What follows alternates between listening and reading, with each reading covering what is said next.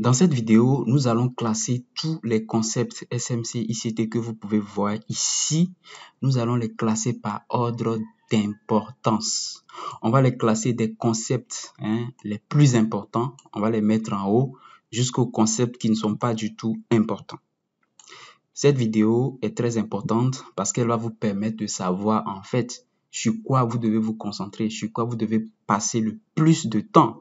Parce que ce que j'ai remarqué, c'est que souvent les gens me posent des questions en se concentrant la plupart du temps sur des concepts qui sont pas vraiment très utiles.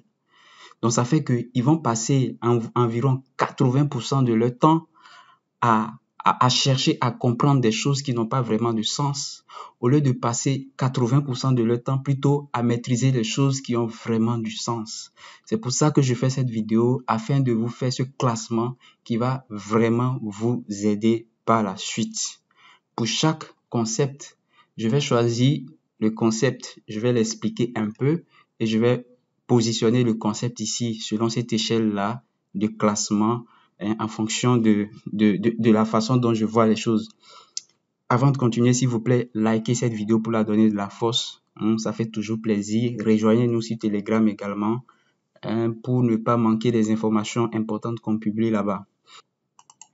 Maintenant, si vous n'êtes pas d'accord, par exemple, avec mon classement, ou bien si vous avez quelques petites modifications à faire, ce que je peux complètement comprendre, vous pouvez faire votre propre classement dans les commentaires. Il n'y a pas de problème. Ok, on va commencer rapidement avec nos classements. On va prendre rapidement les order blocks. Order block, c'est quoi? Order block, vous le savez déjà, ce sont des niveaux de supply. C'est pour ça que j'ai mis order block, POY, SND. Ce sont des niveaux de supply, demande.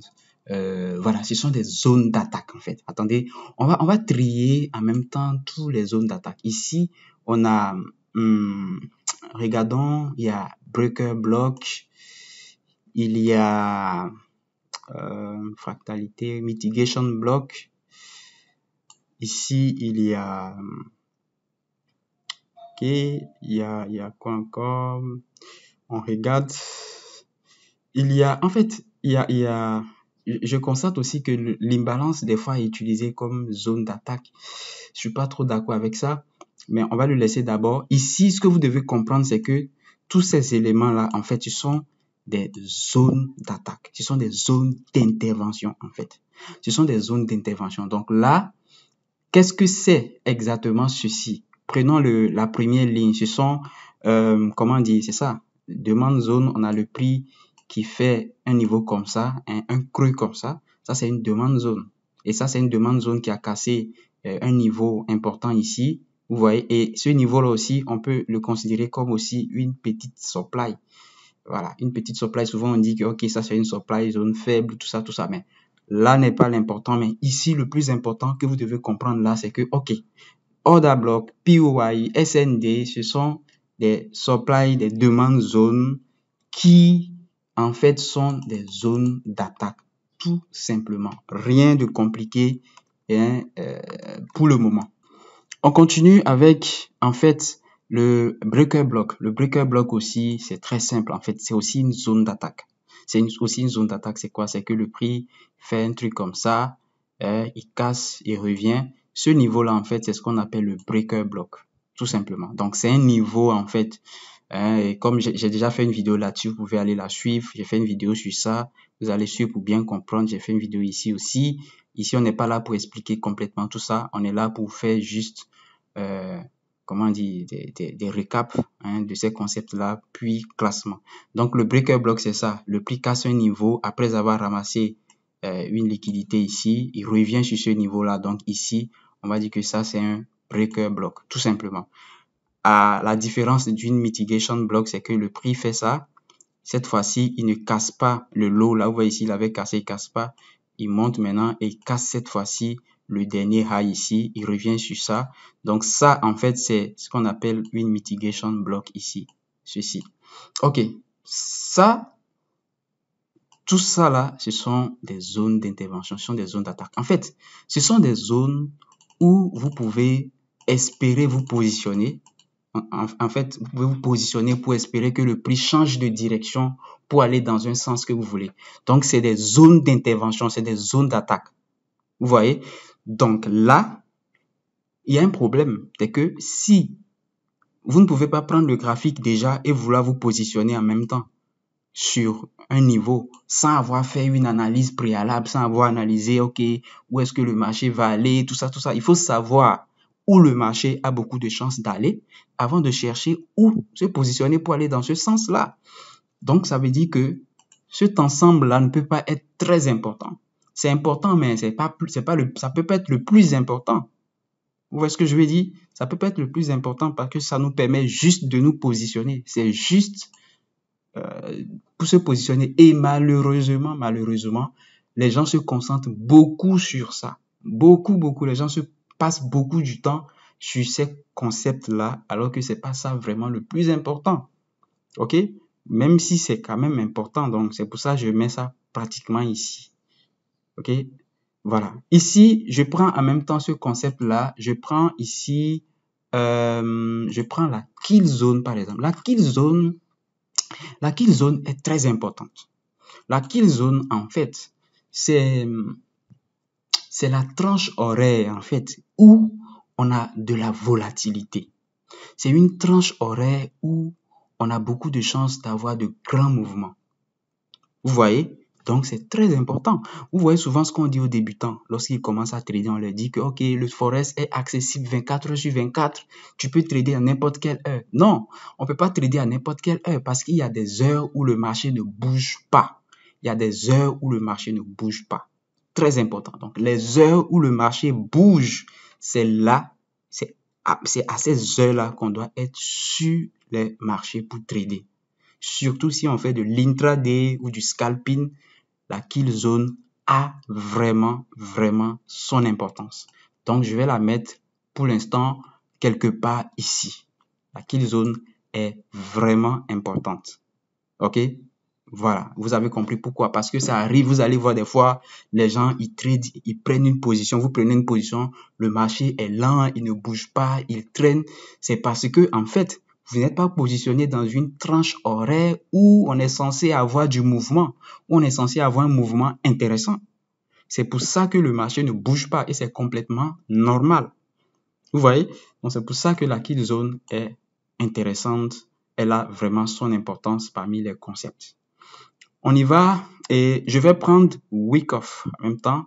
Week off, en fait, c'est un concept intéressant, un vieux concept très intéressant, mais malheureusement, aujourd'hui, week off est très mal utilisé. Week off n'est pas vraiment nécessaire aujourd'hui. On a beaucoup de techniques, beaucoup de méthodes, beaucoup plus intéressantes. Week off, pour moi, se résume simplement à ça. OK?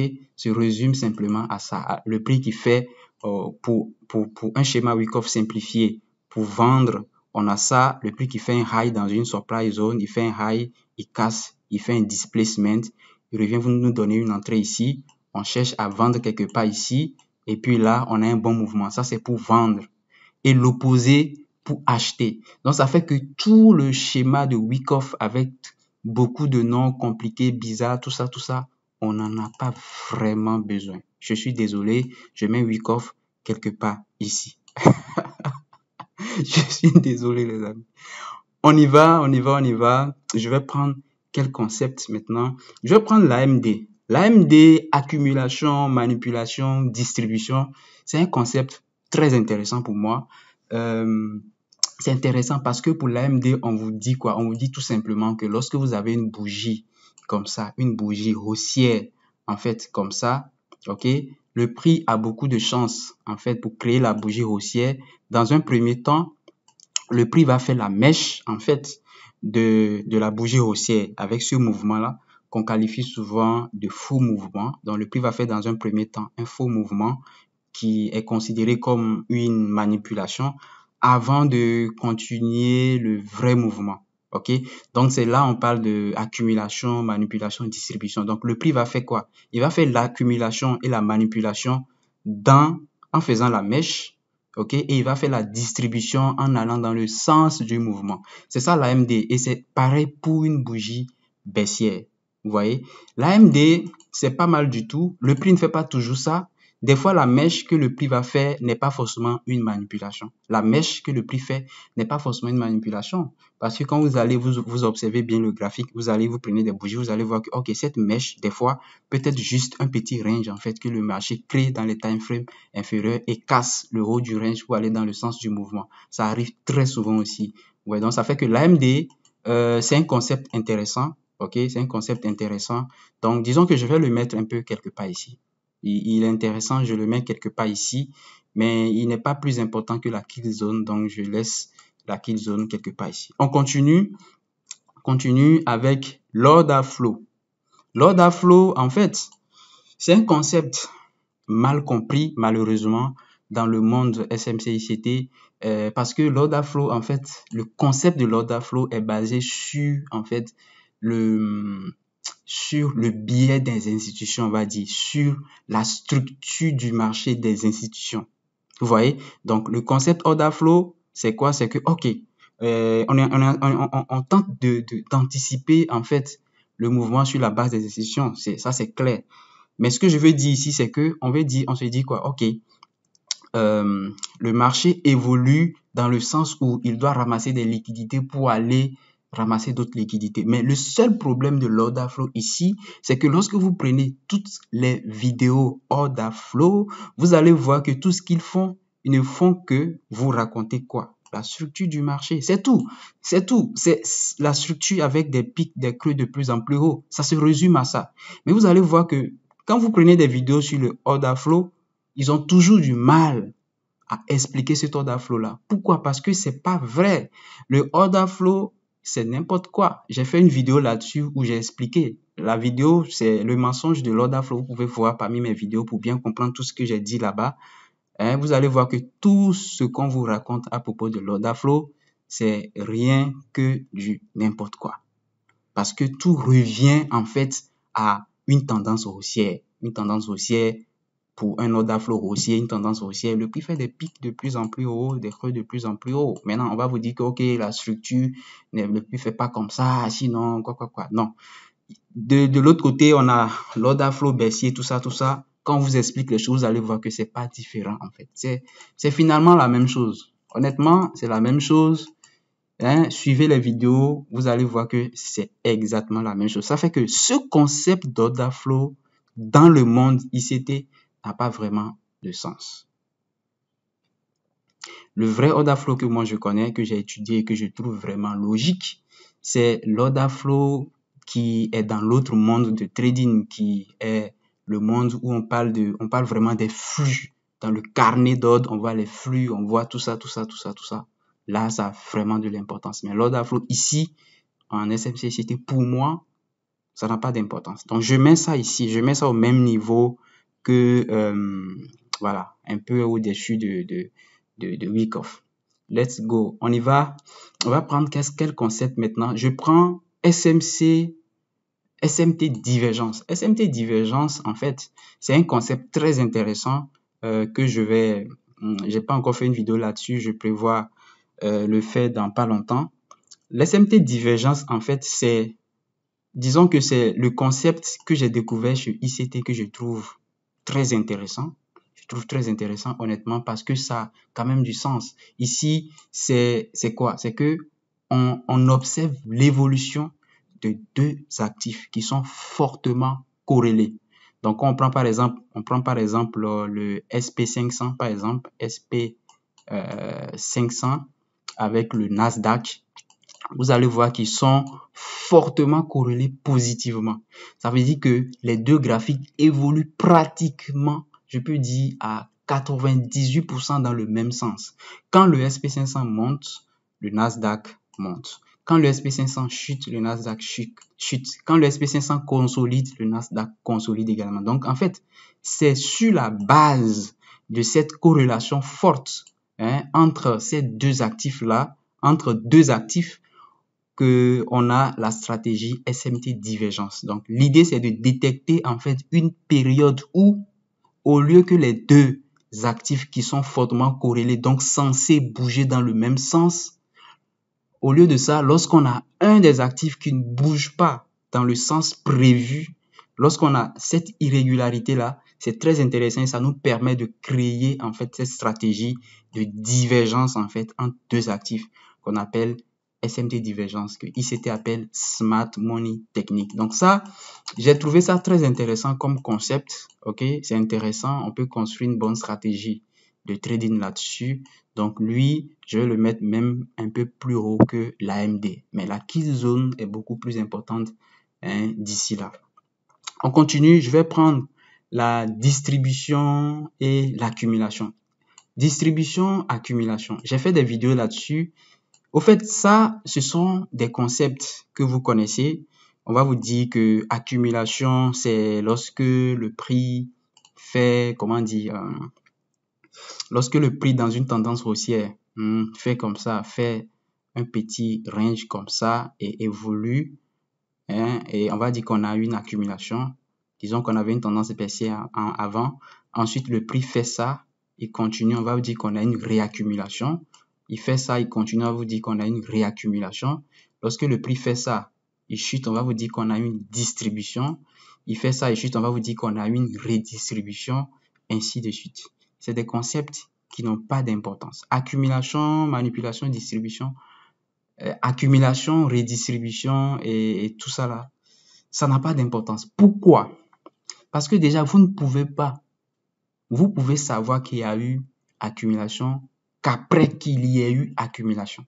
Où est-ce que je veux dire? C'est très important. J'ai fait une vidéo là-dessus également, vous pouvez aller voir pour bien comprendre. C'est que il y a accumulation, vous allez remarquer une accumulation après qu'il y ait eu accumulation.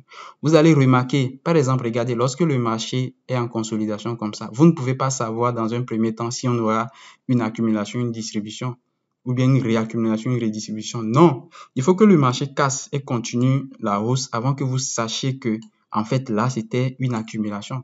Donc, ça n'a pas vraiment d'importance. Par exemple, ici, lorsque le prix se met à consolider, vous ne saurez pas à l'avance que le prix veut former une distribution ou bien une réaccumulation.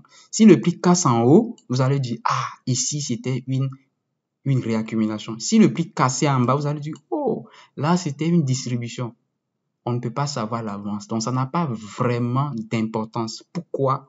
À cause de tout ce que je viens de dire. Comment vous devez voir les choses comme ça? Vous voyez les choses, tout ça là, comme juste des ranges. Lorsque le prix fait ça, vous voyez ça comme un range. Si le prix casse en haut, on a beaucoup de chances de monter, c'est tout. S'il casse en bas, avec des confirmations, on a beaucoup de chances de chuter. C'est tout. Vous voyez ça de cette façon-là, beaucoup plus simplement. Et croyez-moi, ça va beaucoup améliorer votre trading de voir les choses de cette façon va beaucoup améliorer votre trading. Désolé, quand je fais des vidéos un peu longues, je commence à me perdre un peu, mais voilà. Likez la vidéo en passant.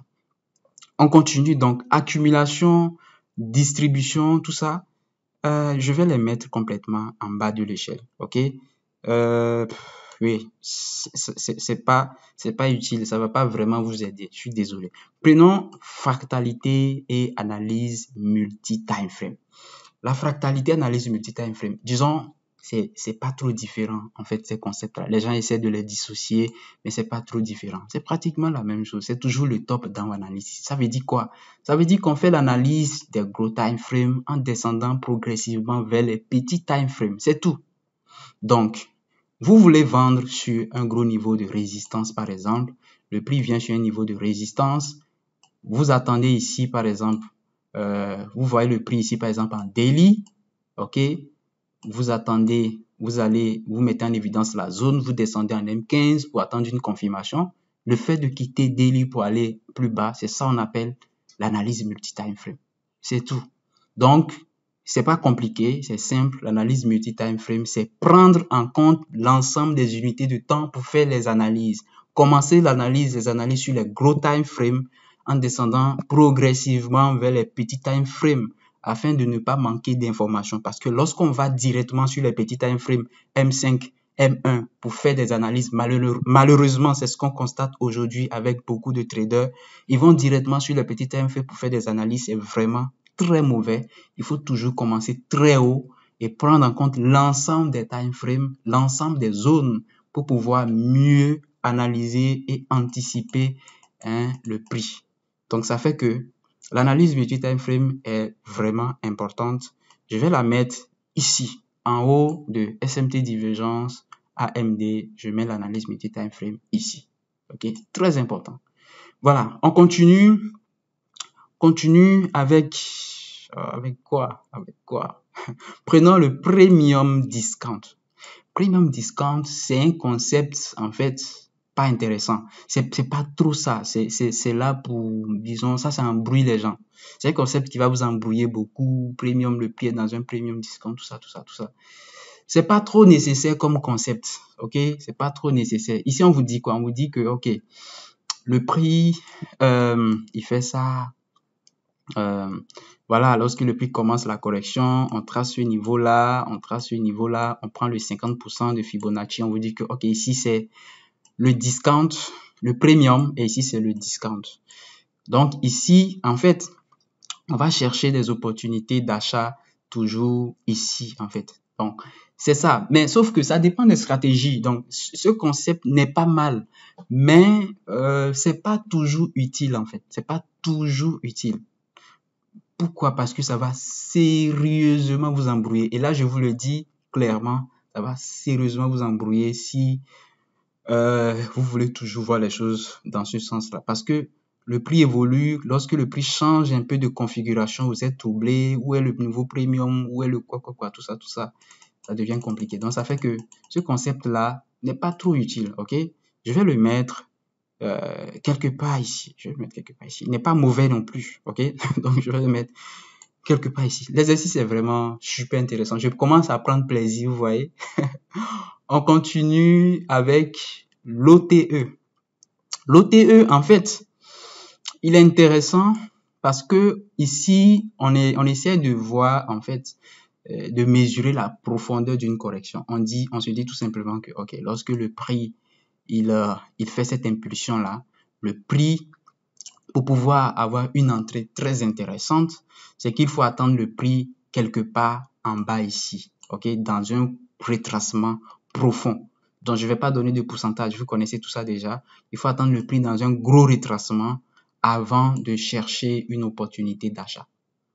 Inverse si c'est une opportunité de vente. C'est ça qu'on appelle l'OTE, Optimal Trade Entry. Donc, c'est l'entrée optimale. Vous voyez donc, lui, il est intéressant quand même.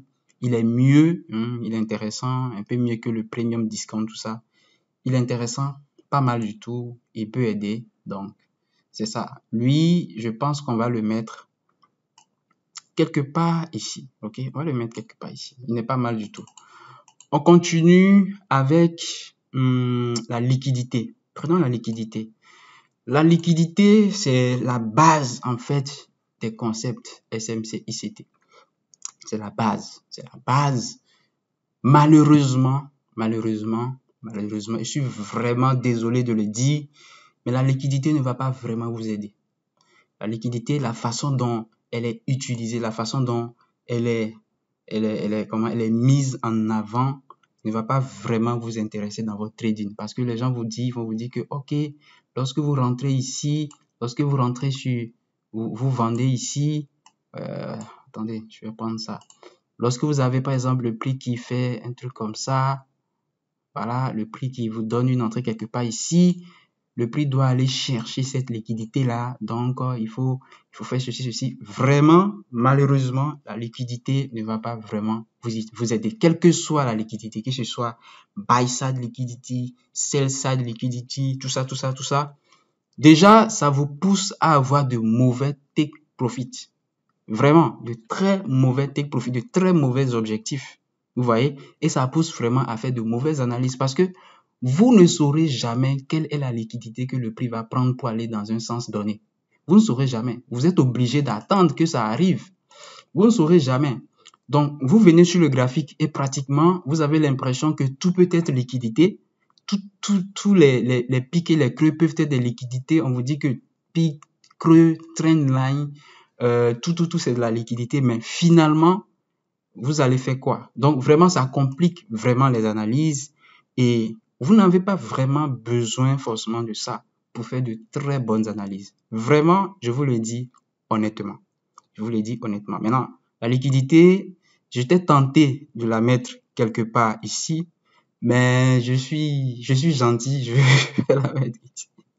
Je vais la mettre ici. On continue avec liquidity void, c'est la même chose. On va mettre ça ici. C'est des trucs qui sont pas vraiment ça. Prenons maintenant l'imbalance. On va prendre l'imbalance.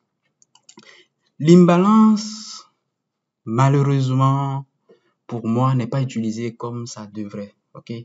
L'imbalance n'est pas utilisé comme ça devrait être utilisé. Franchement, c'est pas ça. Vous voyez? L'imbalance aujourd'hui est vue même comme une zone d'attaque.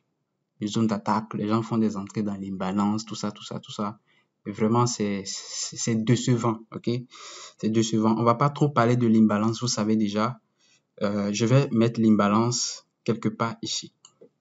Voilà. On va continuer avec l'Asian low high. L'Asian high low, c'est aussi vraiment des conneries parce que, écoutez bien, quand vous prenez le graphique à l'ouverture, vous voyez un range, que ce soit un range de la session asiatique. C'est un range, c'est tout.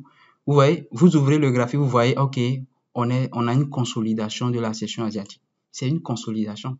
C'est tout, rien d'autre. Le prix peut casser la consolidation de la session asiatique, le high de la session asiatique et continuer la hausse. Le prix peut casser le high, le low de la session asiatique et continuer la baisse.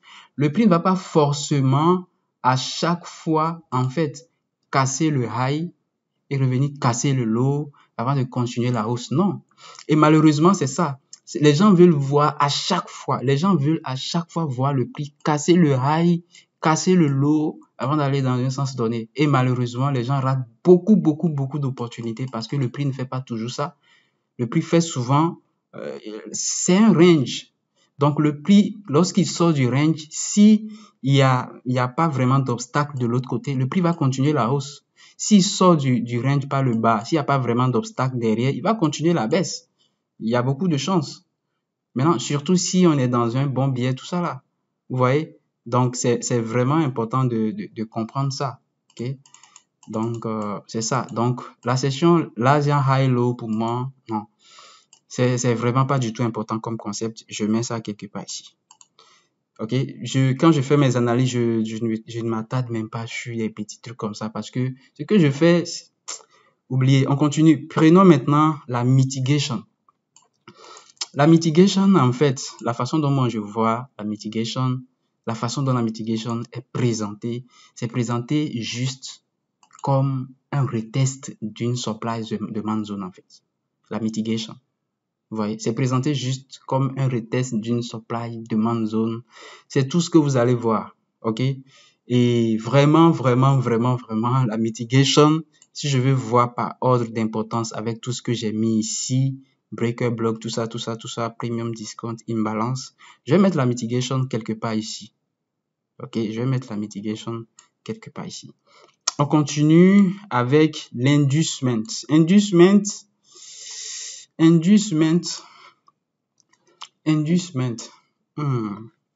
Je le mets où? L'inducement, c'est en fait un concept SMC-ICT qui veut dire que, ok, le prix va, les institutions vont créer en fait une manipulation pour t'inciter à acheter ou à vendre de façon prématurée. Donc, c'est ce que ça veut dire. Ok? Par exemple, on a une demande zone comme ça. Qu'est-ce que je fais? On a une demande zone ici. Le prix va venir ici. Il va tenter de te donner une confirmation ici et revenir prendre ce niveau-là et partir. Donc, c'est ça l'inducement. Donc, l'inducement, c'est le fait que tu achètes ici alors que finalement, le prix va venir à te donner une entrée ici. Moi, la stratégie que j'utilise pour trader fait que je ne peux pas avoir de problème d'inducement parce que je suis souvent directement sur la zone. Donc, ce que je vous conseille très simplement, si vous voulez acheter sur un niveau, attendez le prix sur un niveau tout simplement, il n'y aura pas de problème d'inducement, tout ça. Ou bien, c'est ça, attendez juste le prix sur une zone. Ok? Maintenant, si le prix vient et vous donne quelque chose en haut de la zone, ce qui est possible, vous pouvez acheter, mais là où il vous faut d'autres méthodes de confirmation, notamment des confirmations price action pour pouvoir prendre des achats de ce genre-là sans que le prix vienne forcément sur la zone ici parce que le prix ne va pas forcément revenir à chaque fois sur la zone. Le prix peut faire un pullback en haut et continuer la hausse. Ça se passe beaucoup. Et c'est ça aussi. Le prix ne fait pas toujours des retracements de 61,8 ou bien des retracements de 62%. Non.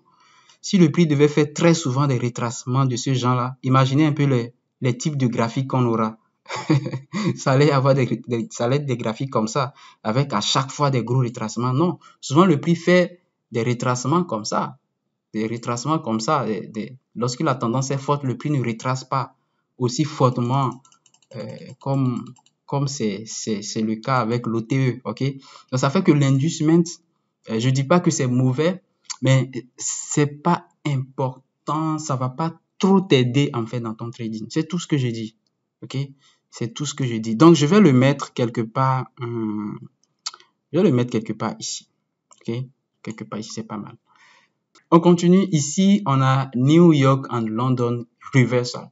Ici, c'est... Au fait, vous connaissez ça déjà. Les gens, suivez les vidéos, vous allez comprendre. New York London Reversal, c'est pour dire que, ok, lorsque la session de New York arrive, il y a un retournement qui va arriver, hein, le prix va ramasser des liquidités avant de... Vous voyez ça? Au fait, c'est ça le problème. C'est que le problème, c'est le fait de vouloir trop schématiser les choses, en fait. En SMC, c'était le plus gros problème, c'est de vouloir trop schématiser les choses, de vouloir anticiper tous les mouvements.